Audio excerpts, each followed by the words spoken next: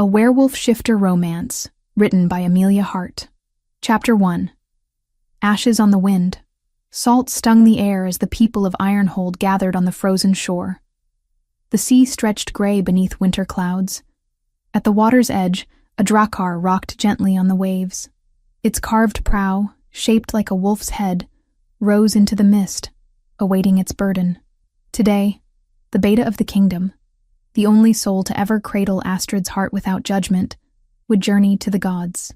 Astrid Bjornsdottir stood just beyond the huddled mourners, her black hair loose and wild beneath her fur hood. Snow clung to rich strands, melting against the pale skin of her cheeks. Her green eyes, so unlike the faded summer fields of her homeland, shone wide and haunted. She fixed them on the boat instead of the crowd, refusing to meet the glances she could feel grazing her form. The judgment, the distaste, the old cold whispers that had shadowed her for 22 years. They called her too much, too soft, too round, too different from the slender shield maidens who danced at harvest festivals. But her father's memory blanketed her like armor, thick as the furs that hung from her sturdy shoulders. He had loved her, fiercely and without question, and for that alone she let her numbed feet keep her upright as the funeral began. Her little brother Eric, only 8 winters old, clung to her side. His hand, small and cold as ice, curled into the fabric of her wool skirts. He tucked his face into her cloak whenever the wind howled or the chants of the mourners rose into the frosted air. Ingrid, their mother, lingered just behind them both. Her pale hair seemed sharper than the blade at her belt, her back as rigid as a sword's edge. Ingrid's hands trembled with impatience, not grief. She had never loved Bjorn the way a wife should love her husband. As the priest led the crowd in prayer to Odin, Astrid bowed her head, letting her hair form a silent shield around her face. She remembered strong arms catching her when she fell as a child, the way her father's laughter had always echoed louder than any taunt from cruel children.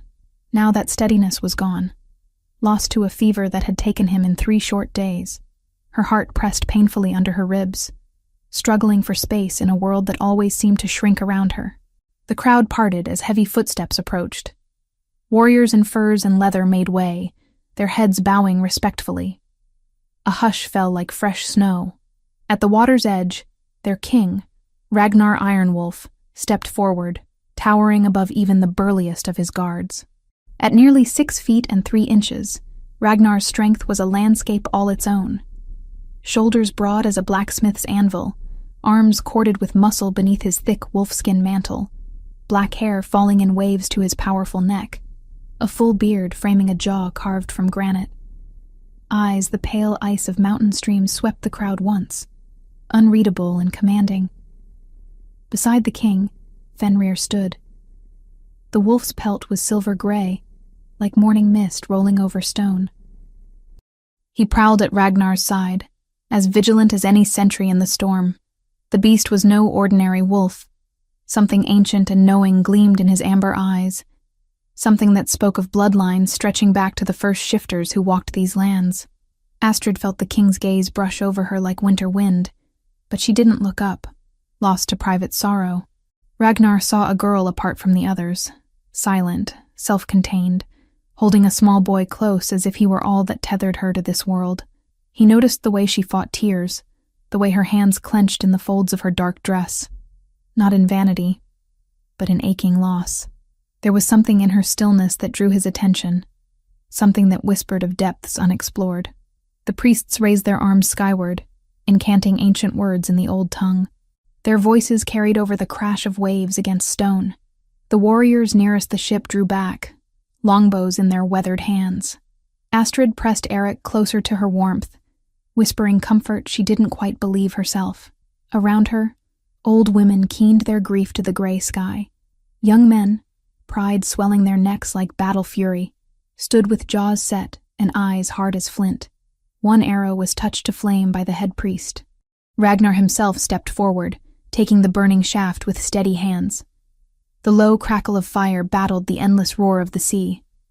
He knocked the arrow, drawing the bowstring back with practiced ease, biceps bulging under thick leather bracers. In that moment, even the winter wind seemed to still, holding its breath for the sacred act. The flaming arrow soared through the gray air, burning bright as a fallen star, striking the oil-soaked hull with perfect aim. Flames leapt hungrily along the ship's sides. Thick smoke billowed black against slate clouds. The vessel, carrying all that remained of Astrid's beloved father, began its last journey, slipping slowly out past the jagged rocks into the churning, endless sea. People sang of glory and honor, of peace with the gods in the great halls beyond. Astrid remained silent, sorrow hanging heavy on her shoulders like a cloak of lead. Eric sobbed openly as the fire swallowed the only man who had ever held him when nightmares came calling. Ingrid's cold stare remained fixed on the dancing flames, her thin mouth pressed into a disapproving line. Emotions locked away behind walls of ice. The singing grew louder, warrior voices joining the priests in ancient hymns. Some mourners threw flowers into the waves, winter roses, pale as bone. Others cast small tokens, carved runes, silver coins, scraps of cloth that held the scent of the departed. Astrid had nothing to offer but her tears, and those she held back, knowing Ingrid's sharp tongue would find her later if she showed too much feeling. As the ship drifted further from shore, the chanting began to fade. The crowd started to shift, preparing to return to their warm halls and evening meals. Ingrid's voice reached Astrid's ear, low and biting as snake venom. "Try not to embarrass us more than you already have, Astrid, standing there like a mountain while decent women show proper grief. You draw enough unwanted attention as it is." Astrid flinched but said nothing, swallowing the hurt like bitter medicine. 100 memories swirled through her mind, her father's rough hand brushing snow from her rounded cheek, his voice booming in gentle mockery when others stared. "You are worth the world and more, little blackbird. Never forget that truth." He had never cared for the standards others imposed, never made her feel less than whole. The Wolf King handed his bow to a leather-clad retainer, but his ice-blue eyes found Astrid once more. He watched her struggle with sorrow, noted the way she shielded the boy from cruel winds and crueler words. Fenrir's gray ears twitched, the wolf's amber gaze following his master's interest. For a long moment, both king and beast studied the girl who stood apart, assessing something they could not yet name. The wind howled again across the water. Eric buried his face deeper into Astrid's woolen cloak, his small body shivering despite her efforts to warm him. "Can we go home now, sister?" he whispered, voice raw from weeping. "Soon, little one," Astrid murmured, pressing a kiss to his dark hair. "Father would want us to say a proper goodbye." Chapter 2. Teeth in the Snow.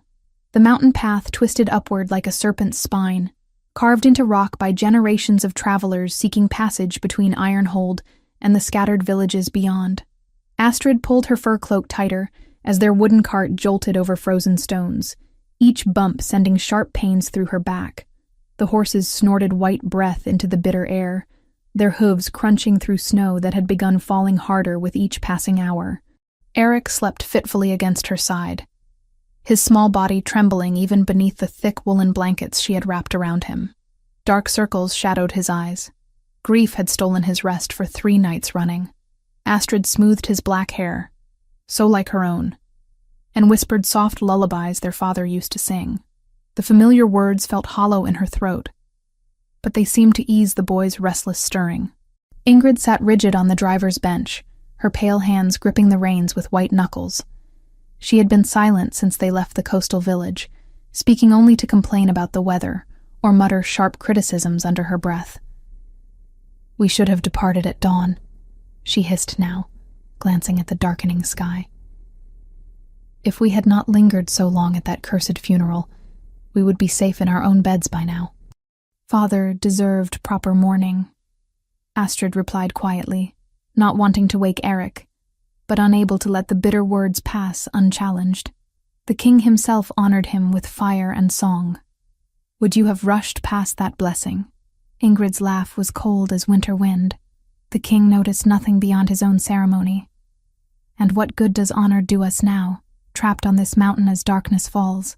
She jerked the reins, urging the horses faster along the treacherous path. "Your sentiment will be the death of us all." Astrid bit back her response, knowing argument would only make their journey more miserable. Instead, she focused on the landscape around them. Ancient pines heavy with snow, rocky outcroppings that jutted from the mountainside like giants' teeth, the narrow path that wound ever higher toward the pass. This route had been traveled safely for decades. Bandits rarely ventured this far into the bitter cold, and wild beasts knew to avoid the scent of iron weapons and burning torches. But tonight felt different. Tonight, the very air seemed to hold its breath. The snow began falling harder, fat flakes that caught in Astrid's dark hair and melted against her cheeks. Within moments, visibility dropped to mere yards ahead of their cart. The horses whickered nervously, ears flicking back and forth as they strained to see through the white curtain descending around them. "We should stop," Astrid called over the rising wind. "Find shelter until this passes." "Absolutely not," Ingrid snapped. "I will not spend a night freezing in some cave because you lack the courage to press forward. We are barely 2 hours from home." Astrid studied the swirling snow with growing unease. Something felt wrong. Not just the weather, but something deeper. The horses sensed it too, their steps becoming more hesitant despite Ingrid's sharp commands. They tossed their heads and rolled their eyes, nostrils flaring as they tested the air for scents that made them afraid. Then Astrid saw the tracks. They were pressed deep into the snow beside the path, far too large for any normal wolf. The paw prints were nearly the size of dinner plates, with claw marks that gouged the frozen earth. Worse still, they seemed to follow the cart's route, paralleling their journey up the mountain. "Mother," Astrid began, but her words were cut off by a sound that turned her blood to ice. A howl echoed from somewhere in the white darkness. Long, mournful, and far too close. It was answered by another from the opposite side of the path, then another from somewhere ahead. The horses screamed in terror, rearing up and nearly overturning the cart before Ingrid fought them back under control. Eric jerked awake, his green eyes wide with fear. "What was that, Astrid? What's happening?" Before she could answer, shapes began emerging from the swirling snow. Wolves, but not like any wolves Astrid had ever seen. These beasts were massive, their shoulders reaching nearly to a man's chest.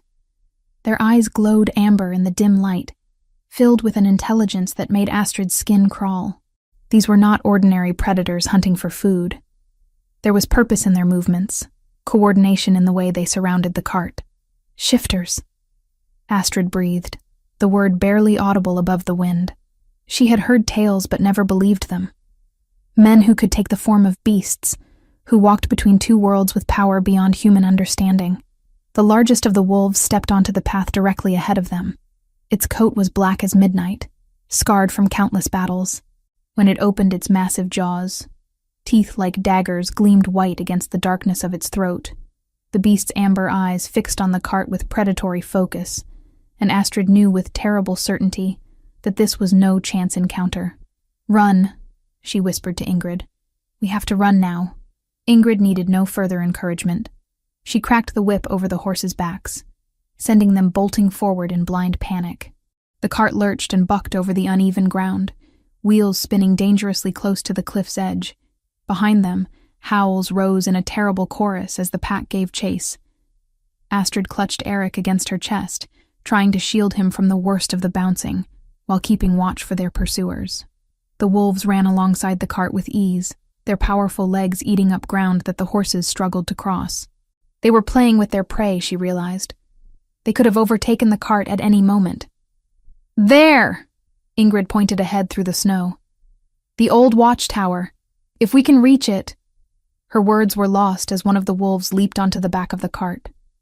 Its claws scraped against wood as it scrambled for purchase. Yellow eyes locked on Eric's terrified face. Astrid grabbed the nearest thing she could find, a heavy iron poker they used for their hearth, and swung it at the beast's head. The blow connected with a sickening crack, and the wolf tumbled backward into the snow with a yelp of pain. But more were coming. They poured out of the storm like living shadows, their howls echoing off the mountain walls until the very air seemed to vibrate with sound. The horses were foaming at their mouths now, driven to madness by terror and exhaustion. "The cliff!" Ingrid screamed. "We're too close to the edge." Astrid looked ahead and saw their doom approaching. The path curved sharply around a rocky outcropping, with nothing but empty air on one side and a sheer stone wall on the other. If the horses couldn't make the turn at this speed, they would all plunge into the abyss below. "Jump!"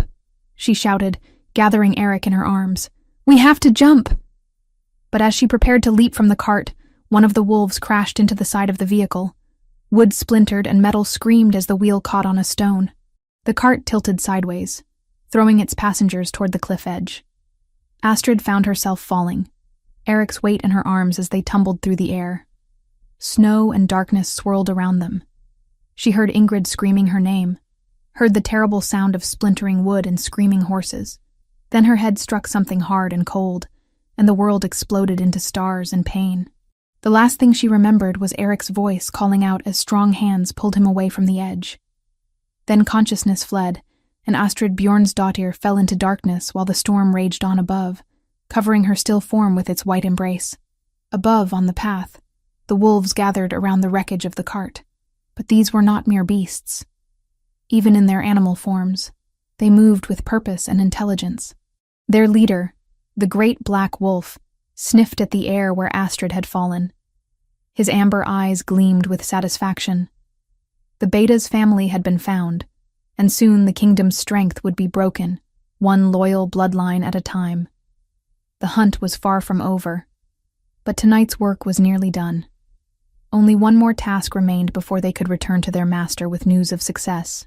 The black wolf lifted his massive head and howled once more into the storm, a sound of triumph that echoed across the frozen mountains like a promise of darker days to come. Chapter 3. Claws of Destiny. Dawn crept slowly across the mountain peaks, painting the snow-covered landscape in shades of rose and gold. The storm had passed in the night, leaving behind a world wrapped in pristine white silence. Deep in the valley where Astrid had fallen, frost glittered like scattered diamonds on the pine branches that had broken her fall. Her unconscious form lay half-buried beneath a drift, dark hair spread like spilled ink against the virgin snow. Miles above on the main path, King Ragnar Ironwolf guided his massive destrier through the wreckage of the overturned cart. The wooden vehicle lay shattered against the cliff face, its contents scattered across the frozen ground. Dark stains marked the snow where blood had spilled, though whether from human or horse he could not yet tell. His ice-blue eyes swept the scene with the practiced assessment of a warrior who had witnessed too many battlefields. "The attack was coordinated, my lord," reported Bjorn Ravenshield, his most trusted captain. The grizzled warrior knelt beside deep paw prints that crisscrossed the area. These tracks show at least 8 wolves, maybe more. They herded the cart toward this exact spot. This was no random hunt. Ragnar dismounted, his powerful frame moving with deadly grace despite the treacherous footing. At 29, he had ruled the northern kingdoms for 7 years, and his body bore the scars of countless battles fought to protect his people. His broad shoulders strained against the leather of his armor as he crouched to examine the evidence more closely. "Shifters," he growled, noting the unnatural size of the paw prints. "The same pack we've been hunting for weeks." His jaw clenched beneath his thick black beard. "They're growing bolder, attacking so close to Ironhold itself." Fenrir paced restlessly at his master's side, the gray wolf's amber eyes scanning the scattered debris. Unlike the beastmen who had caused this carnage, Fenrir was something far more ancient. A true wolf whose bloodline stretched back to the first days when gods walked among mortals. His coat gleamed silver in the morning light, and intelligence far beyond that of ordinary animals shone in his steady gaze. "Sir," called another warrior from the cliff's edge, "there are drag marks here. Survivors were taken."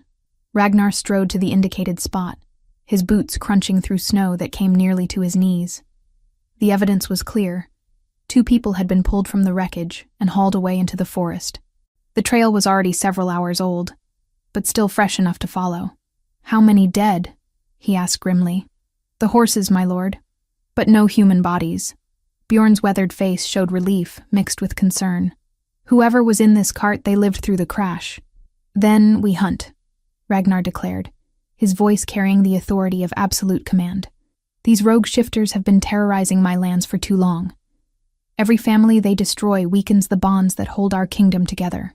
As he spoke, Fenrir suddenly lifted his gray head, nostrils flaring as he tested the wind. The wolf's ears perked forward, Then he bounded away from the wreckage site, following some scent that had caught his attention. Ragnar watched his companion disappear into a stand of snow-laden pines, trusting the animal's instincts completely. "Spread out," he commanded his men.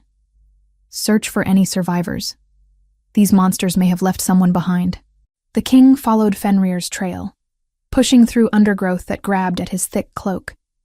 His breath formed white clouds in the frigid air as he climbed down into the valley where the wolf had vanished. Ancient trees towered overhead, their branches forming a cathedral of green and white that muffled all sound except the crunch of his footsteps. He found Fenrir sitting motionless beside a large snowdrift, the wolf's amber gaze fixed on something half-hidden beneath the white expanse.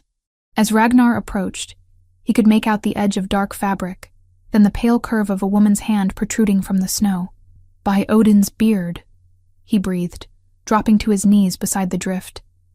He began scooping away snow with urgent movements, revealing first an arm, then a shoulder wrapped in thick woolen cloth. When he cleared the snow from her face, his breath caught in his throat. Black hair framed features that were both delicate and strong. High cheekbones, full lips now blue with cold. Skin pale as moonlight, she was unconscious but breathing, each exhale forming small puffs of vapor in the icy air. A purple bruise marred her temple where she had struck something during her fall, but she appeared otherwise unharmed. Ragnar recognized her instantly. The girl from the funeral, the one who had stood apart from the crowd in her grief. Bjorn's daughter, the Beda's child who had loved her father with such obvious devotion. But what was she doing on this mountain path, and where were the rest of her family? "Can you hear me?" he asked softly, brushing snow from her cheeks with surprisingly gentle hands. "You're safe now." Astrid's green eyes fluttered open, unfocused and confused. She tried to sit up but gasped in pain, one hand flying to her head where the bruise throbbed. For a moment, she stared at the man kneeling beside her without recognition, seeing only a powerfully built stranger with kind eyes. "Easy," Ragnar murmured, steadying her with one large hand on her shoulder. "You've taken a serious blow to the head. Don't try to move too quickly." Memory came flooding back. The wolves, the cart overturning, the terrible moment of falling through empty air. "Eric," she gasped, struggling against Ragnar's restraining grip. "My brother. Where is my brother? And my mother? The wolves. Calm yourself," the king said firmly. "I am Ragnar Ironwolf. You are under my protection now. Tell me what happened here." Recognition dawned in Astrid's eyes as she took in his distinctive features. The authority in his voice, the royal signet ring on his sword hand. "Your Majesty," she whispered, trying again to sit up despite her obvious pain. We were traveling home from my father's funeral when—" "Bjorn Ironshield was your father?" Ragnar's expression darkened. "Then this attack was no coincidence. The same shifters who have been murdering loyal families throughout my kingdom. They came for you specifically." Astrid's face went white as understanding struck her. "They wanted to kill us because father served you faithfully? Where are your mother and brother now?" Ragnar asked urgently. "The trail suggests 2 people were taken alive." Tears began streaming down Astrid's cheeks, freezing before they could fall far. "I don't know. I was carrying Eric when the cart overturned. He was pulled away from me. I heard my mother screaming his name." Her voice broke. "They could be anywhere. They live," Ragnar said with absolute certainty. "These shifters don't kill their captives immediately. They use them as bait or leverage." He helped her to her feet, noting how she swayed despite his support. "We will find them." Fenrir approached cautiously, studying Astrid with curious amber eyes. The wolf had never shown interest in strangers before, yet something about this girl seemed to intrigue him. He sniffed at her outstretched hand, then surprised both humans by gently nuzzling her palm. "Remarkable," Ragnar murmured, watching the interaction. "Fenrir has never accepted a stranger so readily. His bloodline makes him particular about whom he trusts." Astrid looked between the king and his wolf companion, confusion evident on her bruised face. "I don't understand. Why would he care about me? I'm nobody special. Just a Beda's daughter who couldn't even protect her own family." The bitterness in her voice told Ragnar more about her life than any formal introduction could have. Here was a girl who had been made to feel worthless, despite obvious intelligence and courage. She had survived a fall that should have killed her, had tried to shield her brother even as their world collapsed around them. "You underestimate yourself," he said quietly. "It takes remarkable strength to endure what you've experienced, and still worry about others before yourself." Before Astrid could respond, shouts echoed from above as Ragnar's men called down into the valley. "My lord, we've found their trail!" Ragnar cupped his hands around his mouth and called back, "Coming!" Then he turned to Astrid, studying her pale face and unsteady stance. "You're in no condition to travel, but I won't leave you here alone. Can you ride?" "I can do whatever is necessary to save my family," Astrid replied with fierce determination, though she had to grip a nearby tree trunk to keep from swaying. "Then we hunt together," Ragnar decided. "But first, you need warmth and food." He shrugged out of his heavy fur cloak and wrapped it around her shoulders, ignoring her protests. The garment swallowed her smaller frame, but it would keep her from freezing during the journey ahead. As they climbed back toward the path where his men waited, Ragnar found his thoughts dwelling on the girl walking beside him. She moved with quiet dignity despite her obvious pain, never complaining about discomfort or asking for special consideration. Her concern was entirely for her captured family members, not for her own suffering. Fenrir padded along at Astrid's other side, occasionally brushing against her leg as if offering comfort. The wolf's behavior was unprecedented. He had always been aloof with everyone except Ragnar himself. Yet here he was, appointing himself as this stranger's guardian without any command from his master. When they reached the main path, Ragnar's warriors had prepared a horse for Astrid and gathered supplies for an extended pursuit. The trail left by the shifters led deeper into the mountains, toward territories that few humans had ever explored. The captives were taken to the old fortress at Ravenspeak, Bjorn reported grimly. "It's been abandoned for decades, but it would make an ideal stronghold for enemies of the realm." Ragnar helped Astrid mount her horse, noting how she bit her lip to keep from crying out when movement jarred her injured head. "We ride hard," he announced to his men. "Every moment we delay gives these murderers more time to hurt innocent people." As the hunting party set out into the wilderness, Astrid rode close behind the king, drawing strength from his unwavering determination. For the first time since the attack, she allowed herself to hope that Eric and her mother might survive this nightmare. Whatever else happened, she would not face this ordeal alone. Chapter 4. Within Iron Walls. The great hall of Ironhold rose like a cathedral of stone and timber, its vaulted ceiling disappearing into shadows that danced with firelight from massive hearths. Astrid had never imagined such grandeur. Tapestries depicting legendary battles hung between towering columns, while shields and weapons of fallen heroes adorned the walls like sacred relics. The air hummed with quiet activity as servants moved through the space, their soft footsteps muffled by thick rushes scattered across the stone floor. 3 days had passed since Ragnar found her buried in snow. 3 days of drifting in and out of fevered sleep while palace healers tended her injuries. Now she sat propped against silk pillows in a chamber that seemed fit for royalty, staring out tall windows at the courtyard below, where soldiers practiced their sword work in the pale afternoon light. A gentle knock at the door interrupted her brooding. "Come," she called softly, expecting one of the serving women who had been caring for her with such unexpected kindness. Instead, King Ragnar entered, ducking slightly to clear the doorframe. His massive presence seemed to fill the chamber even more than it had filled the wilderness. Today, he wore simple leather and wool rather than armor, but nothing could diminish the raw power that emanated from his broad shoulders and confident stride. His black hair was pulled back with a leather cord, revealing the strong lines of his face and those penetrating ice-blue eyes that seemed to see everything. "How do you feel today?" he asked, settling into a chair beside her bed. The furniture creaked under his weight, reminding Astrid of just how large and solid he truly was. "Stronger, Your Majesty," she replied, though her voice still carried traces of exhaustion. "The healers say I was fortunate. The bruising looks worse than it actually is."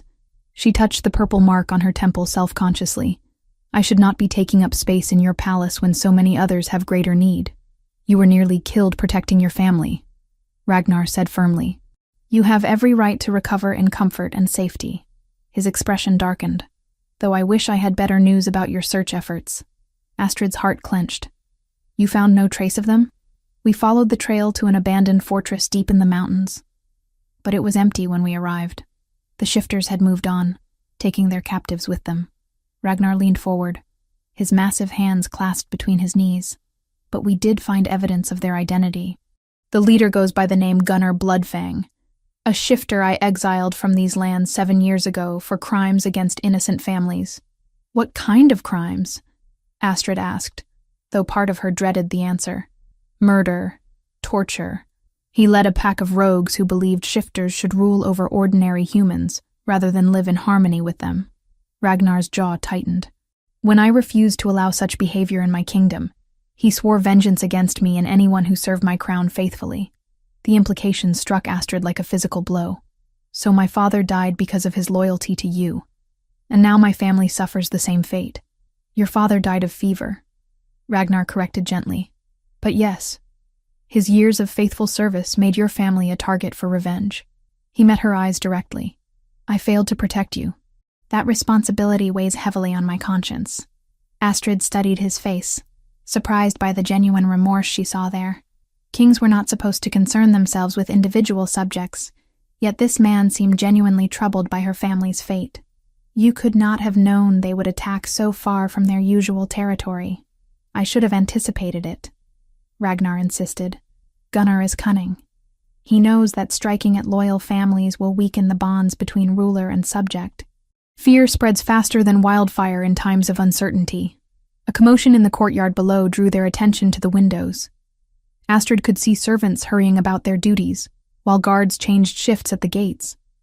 The palace hummed with constant activity, yet she felt strangely isolated from it all, a temporary guest in a world where she would never truly belong. The court speaks of little else but your decision to shelter me here, she said quietly. I hear their whispers when they think I'm sleeping. They wonder why their king concerns himself with a common girl of such unremarkable appearance. Ragnar's eyes flashed with anger. Who dares speak such nonsense in my presence? Not in your presence, your majesty. But servants hear everything, and they are not unkind in their gossip, merely honest. Astrid pulled the silk coverlet higher, suddenly aware of how her soft curves must look to courtiers accustomed to elegant noble ladies. They question whether I bring some political advantage, or whether you act from misguided pity. And what do you believe? Ragnar asked, his voice dangerously quiet. Astrid met his gaze despite the heat rising in her cheeks. I believe you are a good man who feels responsible for what happened to my family. But I also know that kindness has limits, especially when it becomes inconvenient. Before Ragnar could respond, scratching at the door announced Fenrir's arrival. The gray wolf padded into the chamber as if he belonged there, amber eyes immediately seeking out Astrid. To everyone's amazement, he had taken to sleeping outside her door each night, refusing to be moved despite the servants' protests. Even my most trusted companion disagrees with your assessment, Ragnar observed, as Fenrir settled beside Astrid's bed with a contented sigh. He has never shown such devotion to anyone but me. Astrid reached down to stroke the wolf's silver-gray fur, finding comfort in his steady presence. Perhaps he pities me as well. Wolves don't feel pity, Ragnar said seriously. They respond to character, to strength and authenticity that others might overlook. He paused, choosing his words carefully.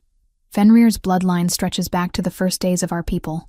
Legend says his ancestors could sense the true nature of any soul they encountered. And what does that mean for me? It means you possess qualities that others have failed to recognize, including yourself. Ragnar rose from his chair, moving to the window where afternoon light outlined his powerful silhouette. Tell me about your knowledge of herbs and healing. The servants mention you helped tend wounded soldiers during my absence. Astrid flushed with embarrassment. I only did what anyone would do. Those men were suffering, and I learned some small skills from my father about treating injuries. She gestured helplessly. It seemed wrong to sit idle while others were in pain. The court physician tells a different story. He says you identified a dangerous infection that he had missed and prepared a treatment that saved the man's life. Ragnar turned back to face her. Such knowledge doesn't come from casual observation.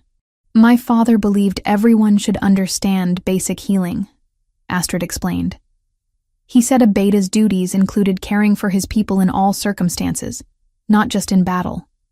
He taught me to recognize different plants, how to prepare tinctures and poultices, which combinations could fight fever or prevent corruption in a broken bone. Valuable skills in any court, Ragnar noted. Yet I suspect there's more. What other abilities did Bjorn Ironshield pass to his daughter? Astrid hesitated, uncertain why the king seemed so interested in her modest accomplishments. I can read and write in 3 languages. I know the histories of the great families, the old laws that govern trade agreements and marriage contracts. Father said knowledge was the only inheritance he could give me that no one could steal away. Wise counsel. Ragnar returned to his chair, studying her with renewed interest. And yet you believe yourself unremarkable. I know what I am, Your Majesty. Astrid replied with quiet dignity. I am too large, too plain, too scholarly for most men's tastes. I lack the grace and beauty expected of noble ladies. These are simple facts, not complaints. Whose voice do I hear when you speak such words? Ragnar asked softly. Your own? Or someone else's? The question struck deeper than Astrid expected. She thought of her mother's constant criticisms, the way Ingrid compared her unfavorably to every slender, golden-haired girl in their village. Does it matter? The world judges by appearances, and I have learned to accept that reality. The world is often wrong, Ragnar said firmly. I have seen supposed beauties whose souls were ugly as winter storms, and overlooked others whose worth far exceeded their recognition. Footsteps in the corridor announced the arrival of another visitor. Captain Bjorn Ravenshield appeared in the doorway, his weathered face grim with news. My lord, we have reports from our scouts. The rogue pack has been spotted moving toward the eastern territories. Ragnar stood immediately, his attention shifting to matters of warfare and strategy. How many villages lie in their path? At least 6, my lord, including the trading post at Millhaven. If they strike during market day, Bjorn left the implications unspoken. Then we ride at dawn, Ragnar decided. Double the patrols along the eastern borders and send word to all settlements to prepare their defenses. He glanced back at Astrid. I must leave you again, but you have my word. We will not rest until your family is found, and these murderers are brought to justice. After the men departed to plan their campaign, Astrid remained in the large chamber with only Fenrir for company. She tried to read from the collection of books that Ragnar had provided, but her thoughts kept returning to his strange questions about her worth and abilities. Why did he seem to see something in her that others missed? And why did his good opinion matter so much to someone who had learned to expect little from the world? Outside her windows, the sun began to set behind the mountain peaks, painting the sky in shades of gold and crimson. Soon the king would ride out again, risking his life to hunt the monsters who had destroyed her peaceful existence. She found herself praying to whatever gods might listen that he would return safely, not because she needed his protection, but because the world needed leaders who cared about justice for even the most humble of their subjects. Fenrir lifted his great head and gazed at her with those knowing amber eyes, as if he understood the turmoil in her heart. Astrid scratched behind his ears and whispered, What do you see in me, old friend? What truth am I too blind to recognize in myself? The wolf's only answer was to rest his chin across her feet, a gesture of loyalty and protection that warmed her heart more than all the silk and luxury surrounding her. Whatever the future held, she would face it with the dignity her father had taught her, and the courage that seemed to grow stronger with each passing day. Chapter 5. Blood on the Trail. The morning mist clung to the forest floor like ghostly fingers, creating an otherworldly landscape of silver and shadow. Astrid rode beside King Ragnar through the ancient woodland, her borrowed mare picking carefully along a trail that seemed to exist more in memory than reality. 5 days had passed since she convinced him to allow her participation in the hunt for Gunnar Bloodfang's pack. 5 days of following increasingly cold traces through territories that few humans had ever explored. The track split here, called Bjorn Ravenshield from ahead, his weathered face creased with concentration as he studied the forest floor. One group headed north toward the old mining camps, but the larger party continued east into the deep woods. Ragnar reined in his massive destrier, the black warhorse snorting white breath into the frigid air. At 29, the king moved with the fluid grace of a born warrior, every muscle in his powerful frame alert to potential danger. His ice-blue eyes swept the surrounding trees, noting broken branches and disturbed undergrowth that spoke of recent passage by large predators. "The northern trail is meant to divide our forces," he decided after a moment's consideration. "Gunnar is too cunning to split his own pack unless it serves a greater purpose."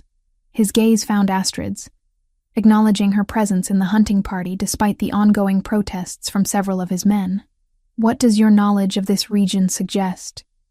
Astrid urged her mare closer, studying the diverging paths with eyes that had learned to read the forest's subtle messages during childhood expeditions with her father. "The northern route leads to abandoned copper mines, treacherous terrain with numerous caves and hidden passages. Perfect for an ambush." She pointed toward the eastern trail. "But this path connects to the old trade roads. If they're moving captives, they would choose the easier route despite the greater exposure." "Sound reasoning," Ragnar approved, earning glares from some of his more traditional warriors who still questioned allowing a woman to participate in such dangerous work. "We follow the eastern trail, but send scouts to watch the northern approach. I won't be caught off guard by Gunnar's deceptions again." As the hunting party reorganized itself, Astrid found herself riding alongside Marcus Ironforge, the youngest of Ragnar's sworn men. At barely 21, he possessed the eager enthusiasm of youth, combined with enough skill to earn his place among the king's elite guard. Unlike some of his companions, Marcus showed no resentment toward Astrid's inclusion in their ranks. "You truly learned all this forest craft from your father?" he asked with genuine curiosity as they navigated between massive oak trees whose trunks could have hidden entire buildings. "Bjorn Ironshield believed knowledge was the greatest weapon any person could possess," Astrid replied, ducking beneath a low-hanging branch. "He taught me to read tracks, identify edible plants, find fresh water, predict weather changes, skills that proved useful when leading trading expeditions through unfamiliar territory. Most noble fathers would consider such education wasted on a daughter," Marcus observed without malice, simply stating what they both knew to be true. Astrid's smile held more sadness than bitterness. "My father was not most men. He said the world would judge me harshly enough without his adding to the burden." She paused, remembering strong hands steadying her as she learned to track deer through winter snow. "He wanted me to be capable of surviving whatever life might bring." Ahead of them, Fenrir suddenly froze, his gray coat bristling as amber eyes fixed on something invisible to human senses. The wolf's behavior immediately alerted every member of the hunting party. His supernatural instincts had saved their lives on more than one occasion during the past few days. Ragnar raised his hand for silence, dismounting with fluid grace despite his imposing size. His broad shoulders strained against leather armor as he crouched beside his wolf companion, following Fenrir's intense gaze toward a cluster of ancient standing stones barely visible through the morning mist. "What is it, old friend?" the king murmured, one large hand resting on Fenrir's neck. The wolf whined softly, a sound that raised hackles on every human present. Something was terribly wrong. Astrid slipped from her saddle without being asked, her movements far quieter than anyone expected from someone of her size. Years of accompanying her father on hunting expeditions had taught her the value of stealth in dangerous situations. She approached the stone circle carefully, noting details that others might overlook. "Blood," she whispered, pointing to dark stains on several of the ancient monuments. Fresh, but not human. Her nose wrinkled at a scent that seemed wrong somehow. Too sharp, too wild, and something else, something that makes my skin crawl. Ragnar joined her investigation, his warrior's instincts confirming what she had already detected. "Shifter blood," he identified grimly, but not from Gunnar's pack. His ice-blue eyes swept the circle of stones, taking in additional evidence that painted a disturbing picture. This was a ritual site. Someone, or something, was sacrificed here recently. Captain Bjorn approached with 3 of his most experienced trackers, their faces grim as they examined the scene. "My lord, we've found signs of a struggle. At least 2 different shifter packs were involved. The scent traces are distinct enough to separate. Gunnar has allies," Ragnar concluded, his voice deadly quiet. "Or he's absorbed another rogue pack into his forces." The implications were staggering. If the exiled shifter had managed to unite multiple groups of outcasts and criminals, His threat to the kingdom had just increased exponentially. Astrid knelt beside one of the stained stones, her knowledge of healing practices helping her interpret what others might miss. "The blood patterns suggest torture rather than quick death," she said softly, fighting against the nausea that rose in her throat. "Whoever died here suffered for a considerable time before the end came." "Information gathering," Marcus suggested, his young face pale but determined. "They were questioning someone about our movements, our strength, our plans, or about specific targets," Ragnar added darkly. "Gunnar knows I'll come after him personally. He may be seeking intelligence about my companions, my habits, my weaknesses." His gaze found Astrid's. "Including anyone who travels with me." The warning was clear, but Astrid straightened her shoulders with quiet determination. "I knew the risks when I asked to join this hunt, Your Majesty. My family's fate depends on finding Gunnar's stronghold, regardless of the personal danger." Fenrir's sudden movement interrupted their conversation. The gray wolf had been circling the stone formation, following scent trails invisible to human noses. Now he stood rigid at the circle's eastern edge, every line of his body indicating urgent alarm. "He's found something," Ragnar said, drawing his sword in one smooth motion. The blade sang as it cleared the scabbard, its steel reflecting the pale morning light like captured lightning. "Everyone stay alert. We may not be alone here." They followed Fenrir deeper into the forest, where massive trees created a canopy so thick that midday felt like twilight. The wolf led them to a clearing where the remains of a recent camp were scattered among the underbrush. Torn fabric, broken weapons, the ashes of deliberately extinguished fires. "They were here 2 days ago," Bjorn reported after examining the evidence. "A large group, at least 15 individuals based on the bedding areas." He pointed toward the clearing's far edge. "The trail continues east, but they're moving faster now, almost as if they're heading toward a specific destination." Astrid studied the abandoned campsite with growing unease. Something about the arrangement troubled her, though she couldn't immediately identify what bothered her about the scene. Then understanding struck like a physical blow. "There," she said, pointing toward a cluster of discarded items near what had been the central fire pit. "Those are my mother's traveling clothes. The blue cloak she wore when we left Ironhold." Her voice caught as she recognized other familiar objects scattered through the debris. "And that leather pouch belonged to Eric. He kept his collection of smooth stones in it." Ragnar's expression darkened as he examined the items she had identified. "They want us to find these things," he realized. "Gunnar is leaving a trail deliberately, drawing us toward whatever trap he's prepared. But we have to follow it," Astrid said desperately. "If there's any chance my family is still alive." "Of course we follow," Ragnar assured her.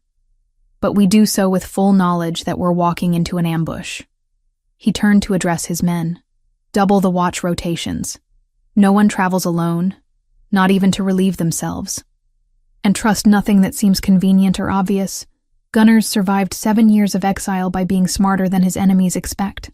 As they prepared to continue the pursuit, Astrid found herself walking beside the king, their horses following the increasingly obvious trail left by their quarry.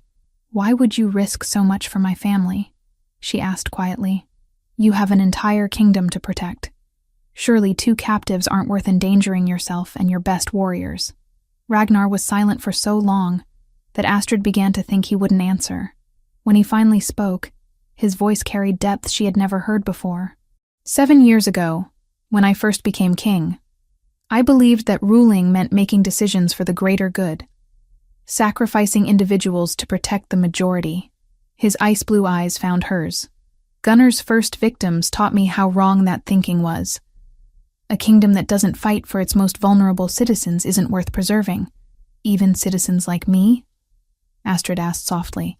"Even those who contribute little and take up more than their share of space." Ragnar's destrier came to an abrupt halt. The king's powerful frame radiated sudden tension as he turned to face her fully. "Is that truly how you see yourself?" Astrid flushed, but maintained eye contact. "It's how others see me, Your Majesty. I've learned to accept reality rather than cling to comfortable delusions." "Then you've learned the wrong lessons from cruel teachers," Ragnar said firmly. "What I see is a woman brave enough to demand inclusion in a dangerous hunt, intelligent enough to read signs that trained warriors miss, and strong enough to endure tragedy without losing compassion for others. His voice softened slightly. Your father raised a remarkable daughter. It saddens me that she can't recognize her own worth. Before Astrid could respond, shouts from ahead announced that the scouts had made a discovery. They had reached the edge of a vast valley, where an ancient fortress perched on a rocky outcropping, like a stone predator surveying its domain. Smoke rose from chimneys that shouldn't have been active in an abandoned structure, and movement on the walls suggested the presence of armed guards. Ravenspeak Fortress, Bjorn identified grimly. I should have guessed Gunnar would claim it as his stronghold. The place has been cursed since the old kings fell. Ragnar studied the distant fortress through a spyglass, noting defensive positions and potential approaches. How many men would it take to storm those walls? More than we have, Bjorn replied honestly. But if we're clever about it— No, Astrid interrupted, her voice carrying unexpected authority. A direct assault will get my family killed before you breach the first wall. She pointed toward the fortress. But I know another way in. My father told me stories about the old smugglers' tunnels that connected to the wine cellars. Ragnar lowered his spyglass, studying Astrid with new respect. You're suggesting infiltration rather than siege? I'm suggesting we use intelligence instead of brute force, she replied. Sometimes the smallest key opens the largest door. As afternoon shadows lengthened across the valley, the hunting party made camp in a concealed grove where they could observe their target without being seen. Tomorrow would bring either victory or disaster, but tonight they would plan with the care that meant the difference between rescue and tragedy. Fenrir settled beside Astrid as she tended the small fire that would cook their evening meal, his amber eyes reflecting flames that danced like captured spirits. Whatever tomorrow brought, she would face it with the courage her father had instilled, and the growing confidence that perhaps, just perhaps, she was stronger than she had ever dared believe. Chapter 6. Rescue in the Shadows. The ancient stones of Ravenspeak Fortress loomed against the star-filled sky like the bones of some primordial beast. Astrid pressed herself against the cold rock wall of the smuggler's tunnel, her heart hammering so loudly she was certain every guard in the fortress could hear it. The passage her father had described in his stories proved real enough, though decades of neglect had filled it with debris and the acrid smell of decay. Behind her, King Ragnar moved with surprising silence for such a massive man. His broad shoulders nearly scraped the tunnel walls, and she could feel the heat radiating from his powerful frame in the confined space. Captain Bjorn and 2 other warriors followed, their weapons muffled in cloth to prevent any betraying sounds. They had left the rest of their forces positioned around the fortress perimeter, ready to create a distraction if the infiltration went wrong. How much further? Ragnar breathed against her ear, his voice barely audible even at such close range. Astrid consulted the crude map she had sketched from her father's descriptions. The tunnel should connect to the wine cellars beneath the Great Hall. From there, we can access the prison levels through the servant stairs. She paused, listening to the distant sounds filtering down from above.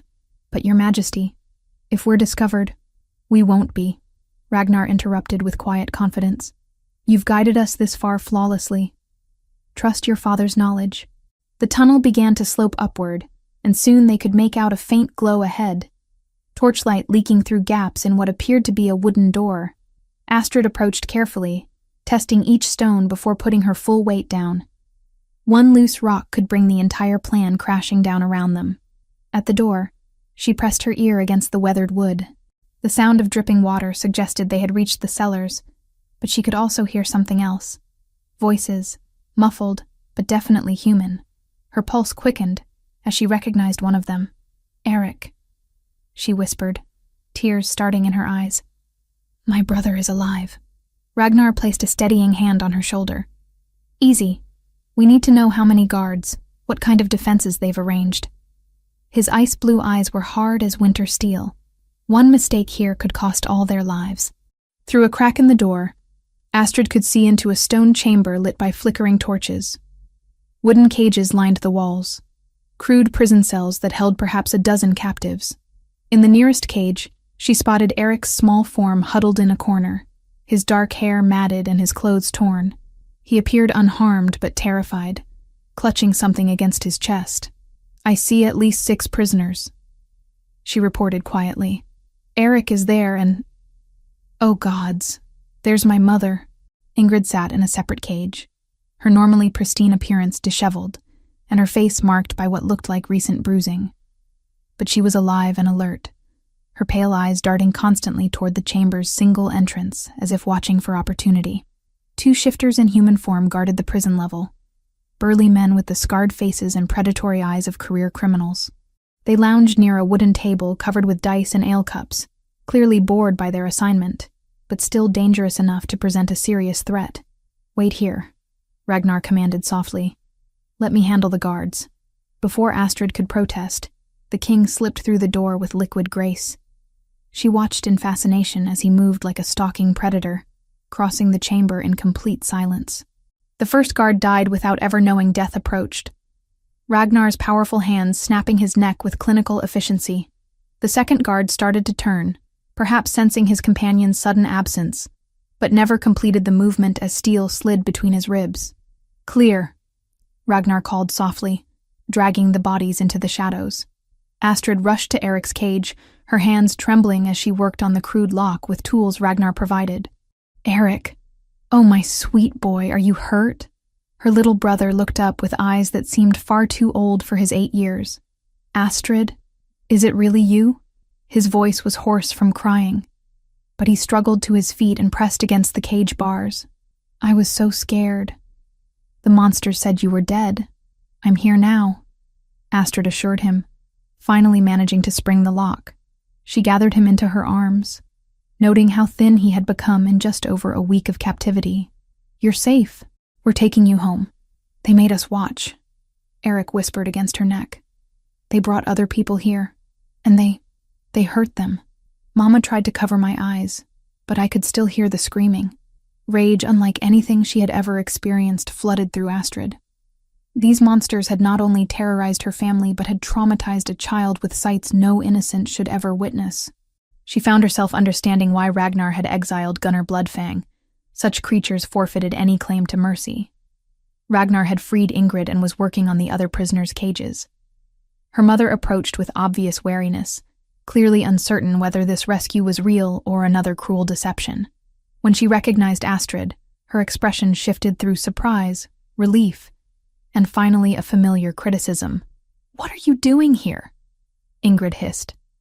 "This is no place for someone like you. You should have sent proper warriors, not risked yourself in such foolishness. Your daughter is the reason we found you," Ragnar said firmly, as he helped an elderly man from his cage. Her knowledge of these tunnels made this rescue possible. Ingrid's pale eyes flicked between her daughter and the king, calculation evident in her expression. "Your Majesty," she said with elaborate courtesy, "I am grateful beyond words for your intervention. But surely you understand that Astrid's presence here creates unnecessary complications." "Mother, please," Astrid interrupted. "We need to focus on getting everyone to safety." "She's right," Ragnar agreed. "We can discuss family dynamics later.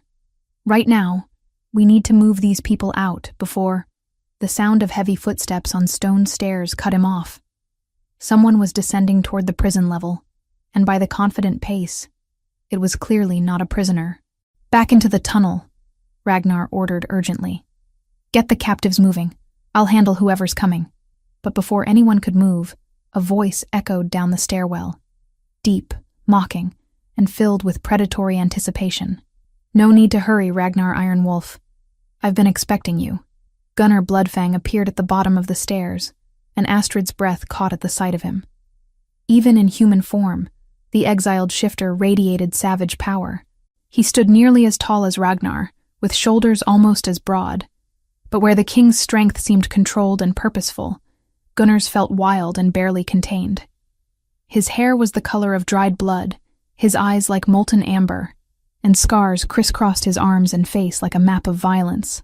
7 years, Gunnar continued conversationally, stepping into the chamber with the easy confidence of a man on his own territory. 7 years since you cast me out for having the vision to see what our people could become. His gaze swept over the freed prisoners with contempt. "And you risk everything for these cattle." "They are my subjects," Ragnar replied, moving to place himself between Gunnar and the civilians. "I protect what is mine."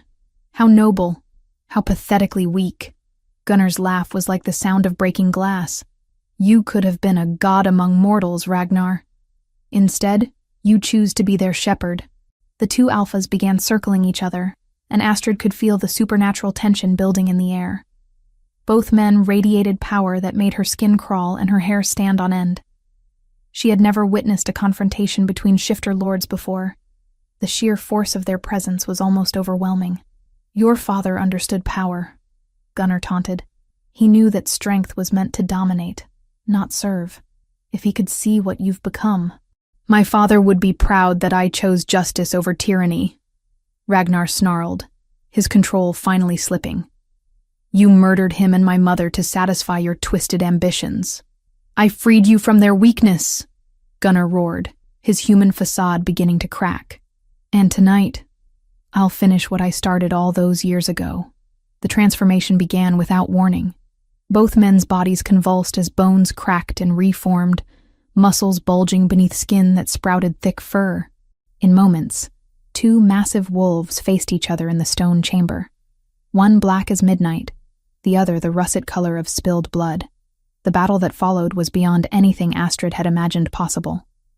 The wolves crashed together with bone-jarring force, fangs seeking throats, claws tearing flesh. They rolled across the stone floor in a tangle of fur and fury, their snarls echoing off the walls like thunder. Ragnar fought with the disciplined ferocity of a trained warrior. Every attack calculated for maximum effect, but Gunnar was larger, his movements fueled by years of bitter hatred and the desperate strength of someone with nothing left to lose. When they separated for a moment, both wolves bore bleeding gashes, and their eyes burned with murderous intensity. The tunnel! Astrid shouted to the other prisoners. Everyone into the tunnel now. She tried to shepherd Eric and the others toward safety, but her brother suddenly cried out in terror. Behind you!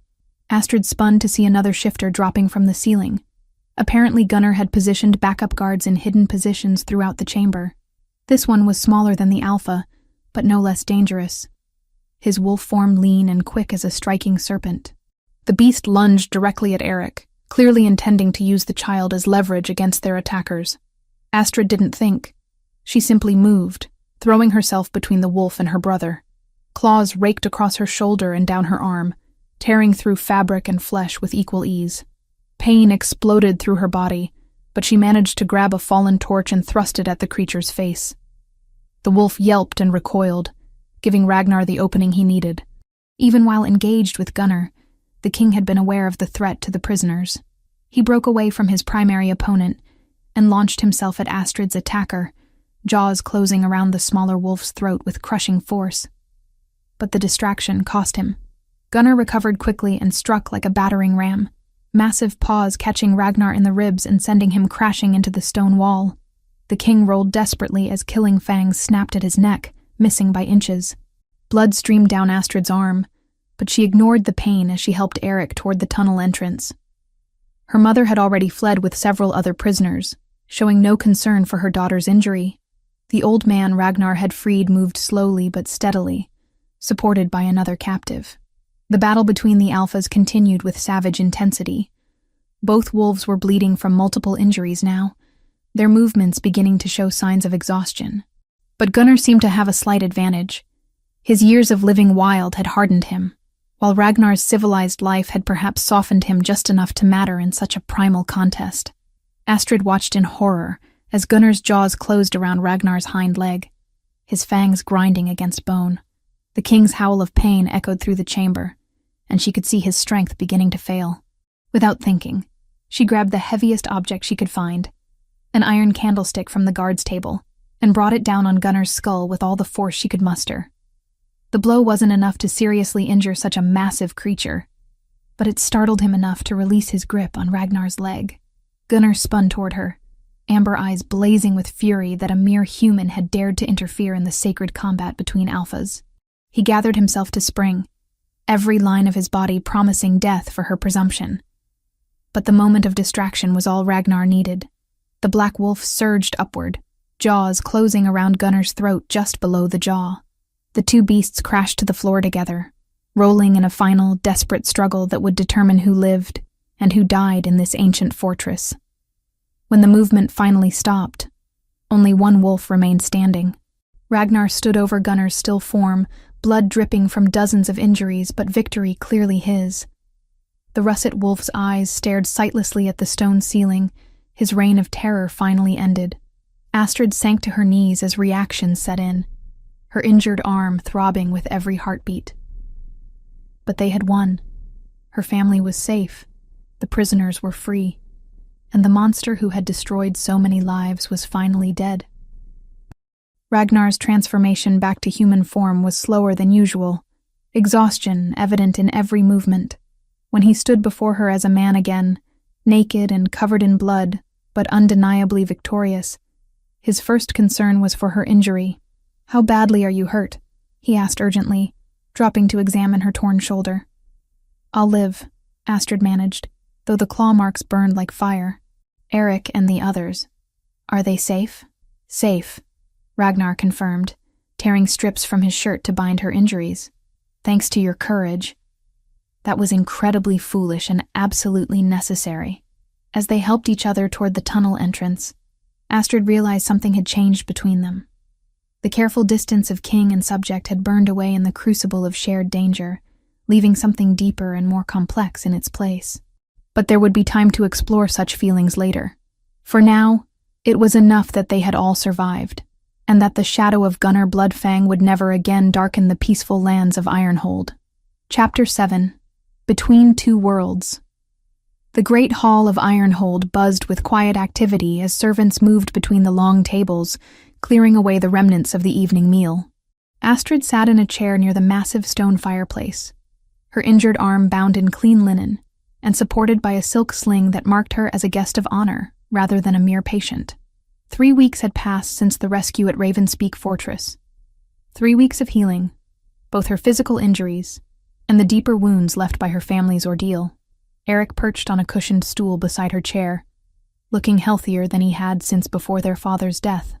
The boy's resilience amazed everyone, though nightmares still plagued his sleep.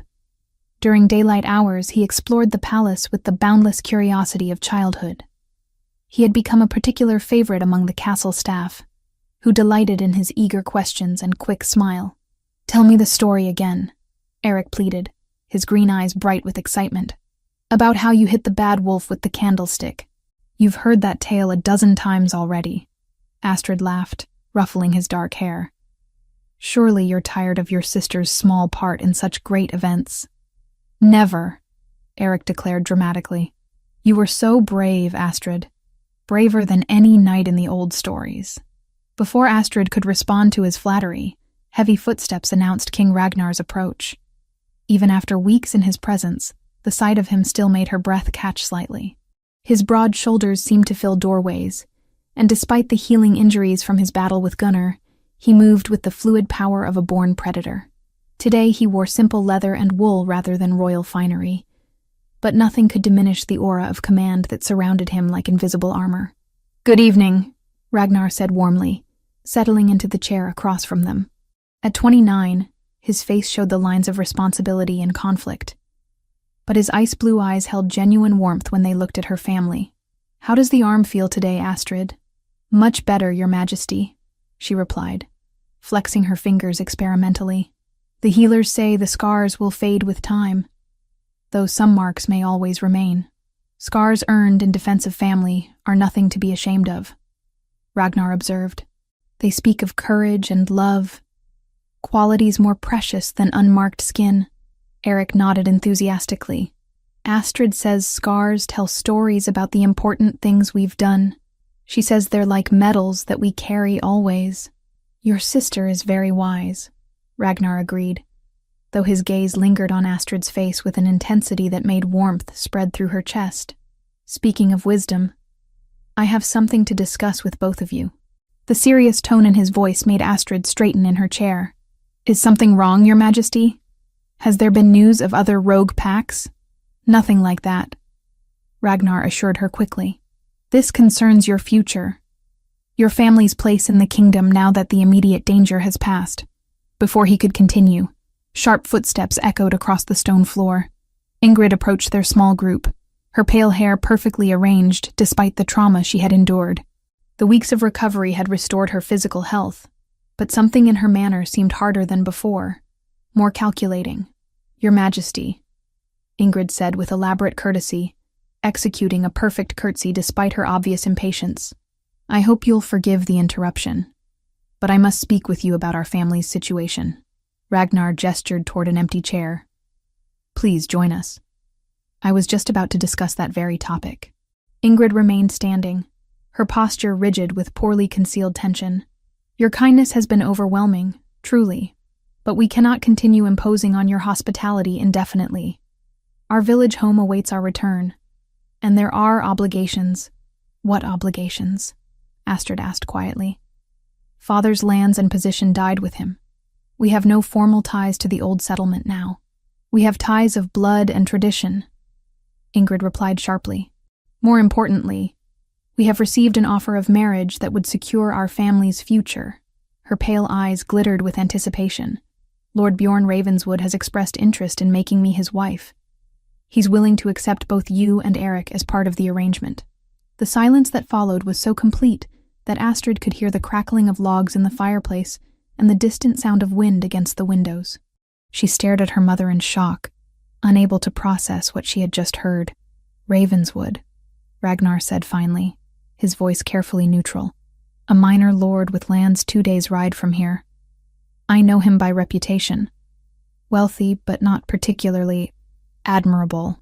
He owns extensive properties and commands respect throughout the region," Ingrid insisted. "For a widow with limited prospects, such an offer represents remarkable good fortune." "And what becomes of me in this arrangement?" Astrid asked, though she suspected she already knew the answer. Ingrid's expression softened slightly, but her words remained practical and cold. "Ravenswood has a son from his first marriage. Thorin, I believe his name is. He's expressed willingness to consider you as a wife, despite your obvious limitations." The casual cruelty of the statement hit Astrid like a physical blow. Even after everything they had endured together, her mother still saw her as a burden to be disposed of at the first opportunity. "I see," Astrid managed, fighting to keep her voice steady. "And you've already accepted this generous proposal?" "I've sent word that we're considering it favorably," Ingrid admitted. "The formal ceremonies could take place within a month if we return to settle the details." Eric had been listening with growing distress, his young face pale with confusion and fear. "But I don't want to leave," he said in a small voice. "I like it here. Everyone's kind to me, and Fenrir lets me pet him, and the cook makes honey cakes just for me. Children adapt quickly to new circumstances," Ingrid said dismissively. "You'll make friends in your new home just as easily." "What if he doesn't want to adapt?" Ragnar asked quietly. "What if none of them want the future you've arranged?" Ingrid's back stiffened.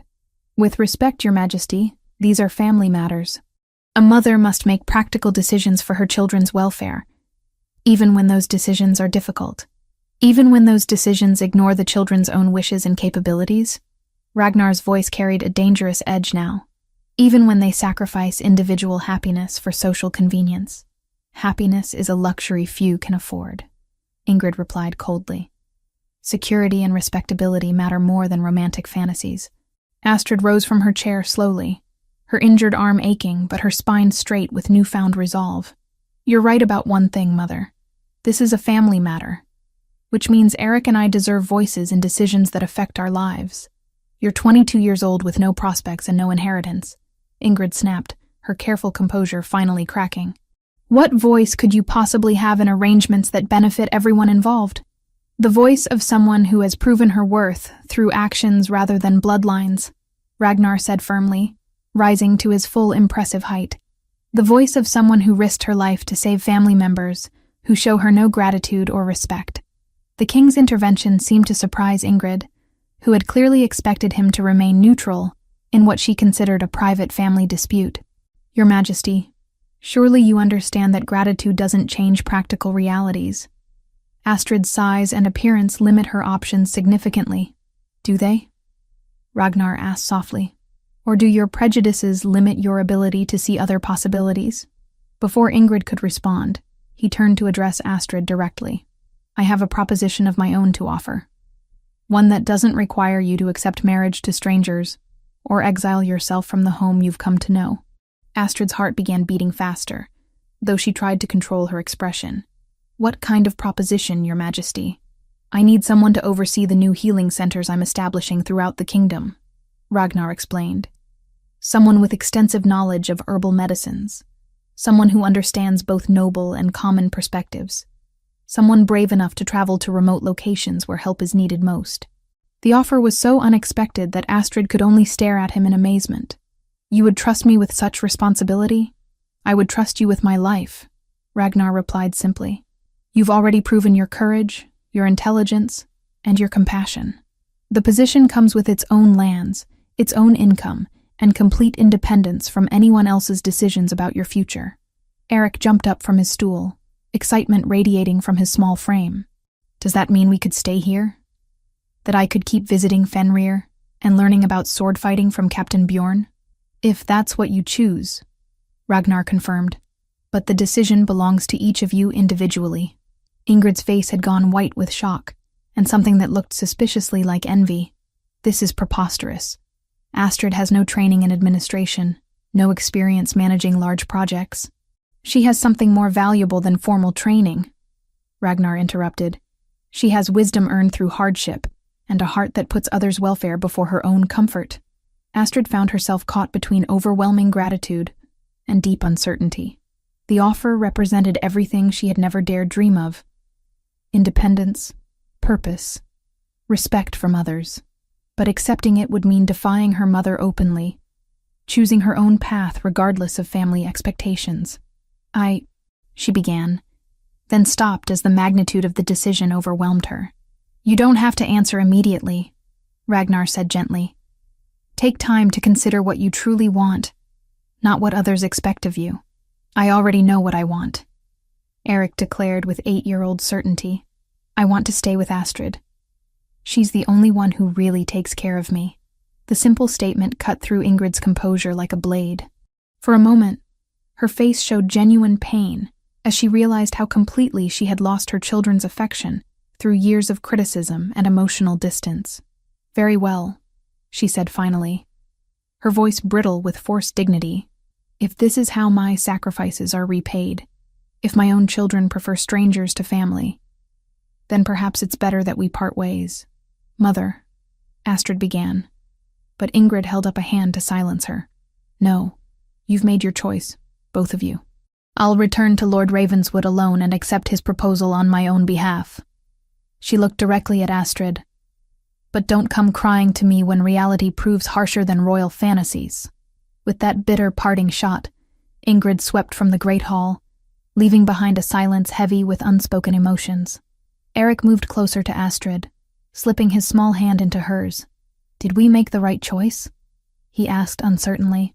Astrid looked down at her little brother, then across at King Ragnar, whose ice-blue eyes held patience and understanding rather than pressure or judgment. For the first time in her 22 years, she was being offered the chance to choose her own destiny based on her own worth rather than others' convenience. Yes, she said softly, feeling strength flow through her like warm honey. I think we did. Outside the great hall's windows, snow began falling again. But instead of bringing the chill of isolation, it seemed to promise the clean freshness of new beginnings. Whatever challenges lay ahead, Astrid would face them as herself, not as her mother's disappointing daughter or some stranger's reluctant bride, but as a woman whose value had been recognized by someone whose opinion truly mattered. The future stretched before her like an unwritten page, full of possibilities she was only beginning to imagine. Chapter 8. Crown of Iron and Heart. The great hall of Ironhold had been transformed into something from the old legends. Ancient banners hung from the vaulted ceiling, their rich colors brilliant against stone walls lit by hundreds of candles. The air hummed with anticipation, as nobles, warriors, and common folk alike gathered to witness an event that would be spoken of for generations. Today, their king would take a bride. Not the political alliance many had expected, but a love match that had shocked the entire kingdom. Astrid stood in the chamber that had been prepared for her, gazing at her reflection in a polished bronze mirror that seemed to show a stranger. The wedding gown was a masterpiece of craftsmanship, deep blue silk that brought out the green of her eyes, embroidered with silver thread in patterns that caught the light like captured starlight. The seamstresses had created something that celebrated her natural figure rather than trying to disguise it. And for perhaps the first time in her life, Astrid felt truly beautiful.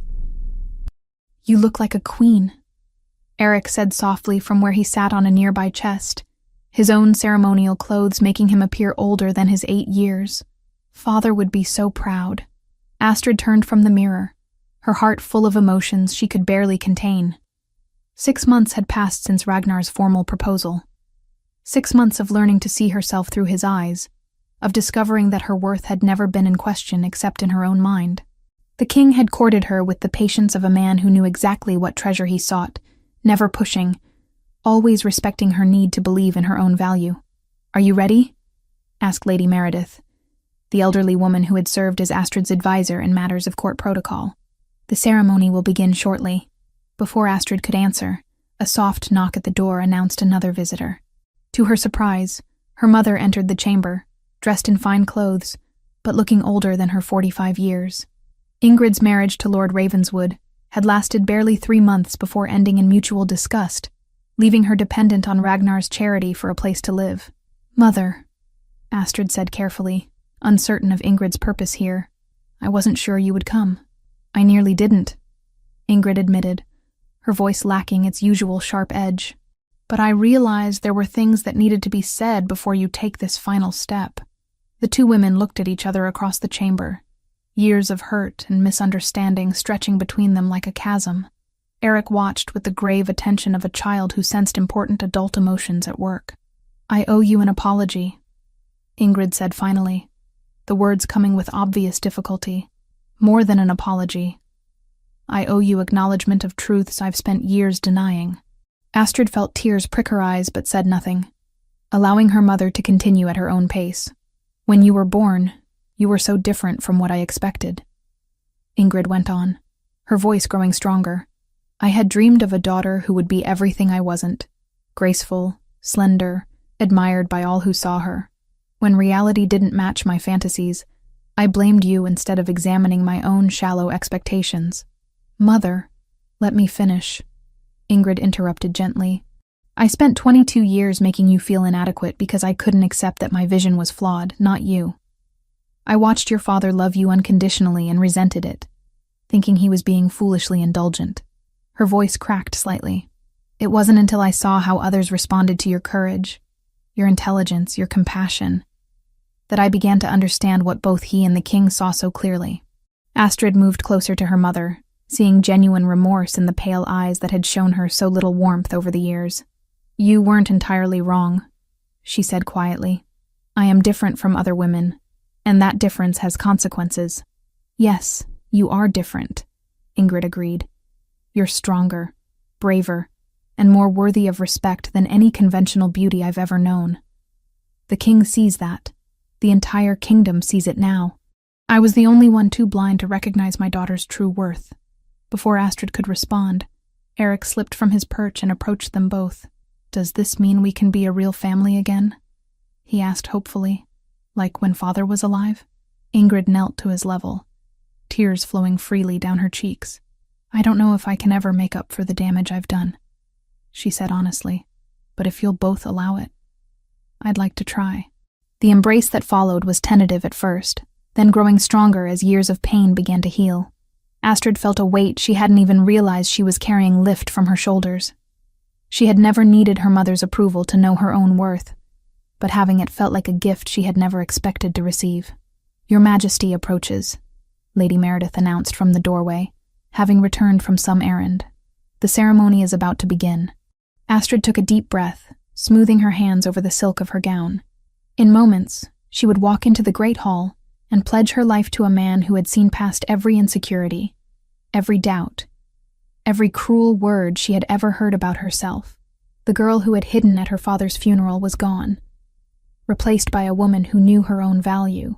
The great hall fell silent as the massive doors opened. Astrid stepped into the space on Eric's arm.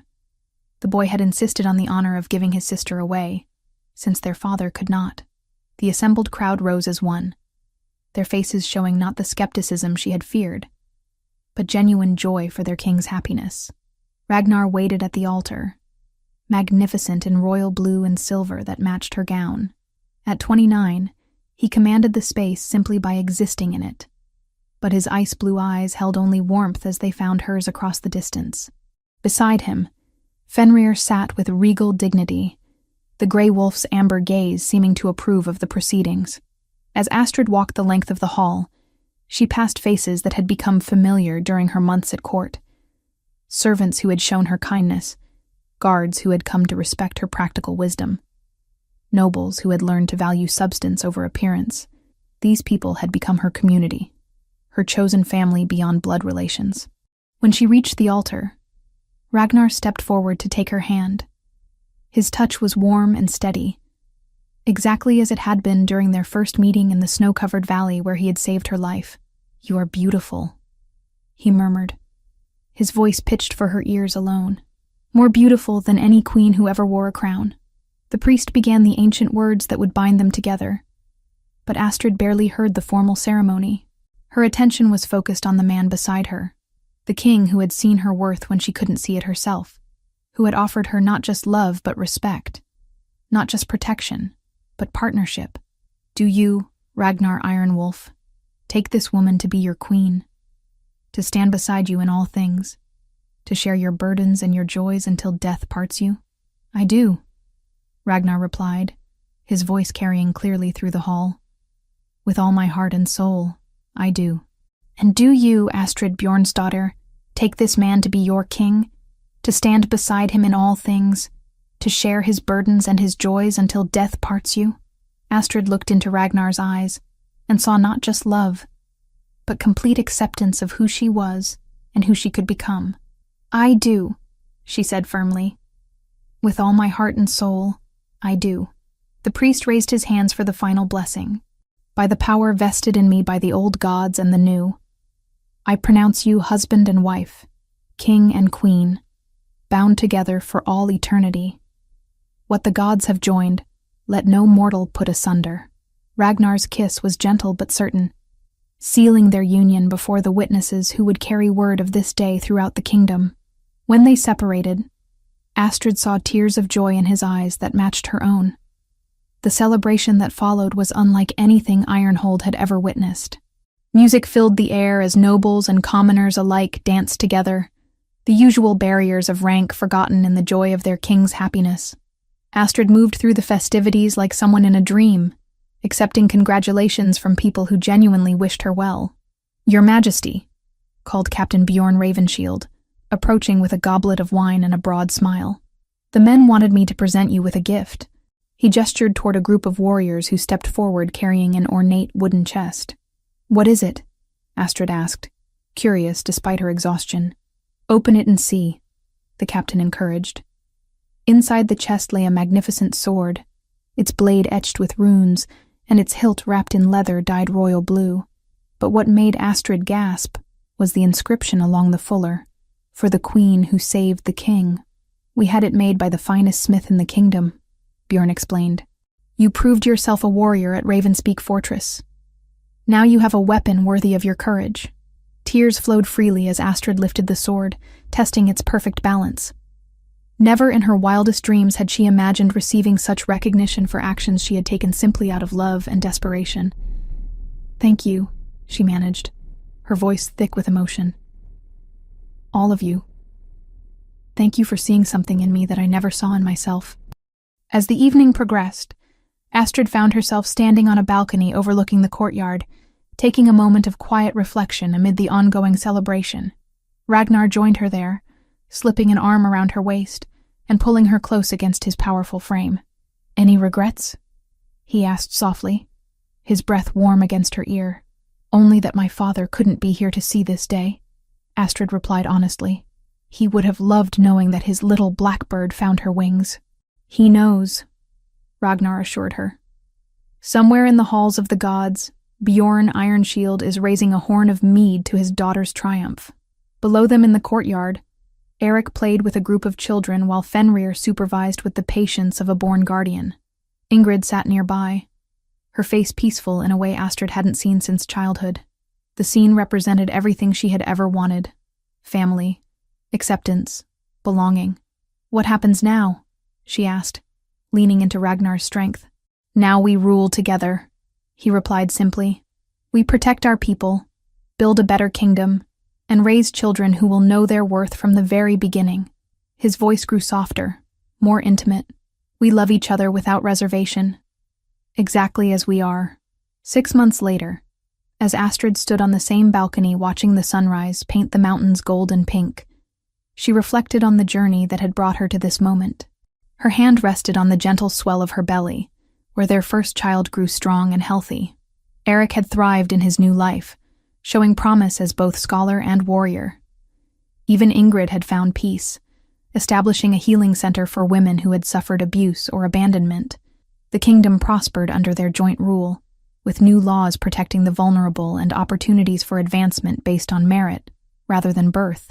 Astrid had kept her promise to oversee healing centers throughout the realm, traveling extensively during the early months of their marriage to ensure that help reached even the most remote villages. But perhaps most importantly, she had learned to see herself through loving eyes, not as the fat daughter who was unwanted, but as the strong woman who was cherished exactly as she was. The scars on her arm had faded but never disappeared, serving as permanent reminders of her courage. The girl who had hidden at the edges of her father's funeral had become a queen who commanded respect through wisdom and compassion. Fenrir padded onto the balcony, his gray coat now touched with silver that spoke of advancing age. The wolf settled beside her chair with a contented sigh, amber eyes reflecting the same peace that filled her heart. "Good morning, old friend," Astrid murmured, scratching behind his ears. "Ready for another day of ruling the kingdom?" As if in answer, Ragnar emerged from their chambers, magnificent even in simple sleeping clothes, his hair tousled and his eyes bright with love. He kissed her forehead gently before settling into the chair beside hers. "Any royal proclamations to make this morning, Your Majesty?" he teased, taking her hand in his much larger one. "Just one," Astrid replied, smiling at the man who had taught her to believe in her own worth. "I, Astrid Ironwolf, Queen of the Northern Kingdoms, do hereby proclaim that love has no size limits, beauty comes in all forms, and every soul deserves to be cherished for their true worth." "An excellent proclamation," Ragnar agreed solemnly. "I second the motion." Together, they watched the sun rise over their kingdom, two souls who had found in each other the acceptance and love that transforms even the most wounded heart. The fat daughter, who had been abandoned by her mother, had become the beloved queen, who would never abandon anyone in her care. And in that transformation, both the kingdom and its rulers had found their way to happily ever after. The end.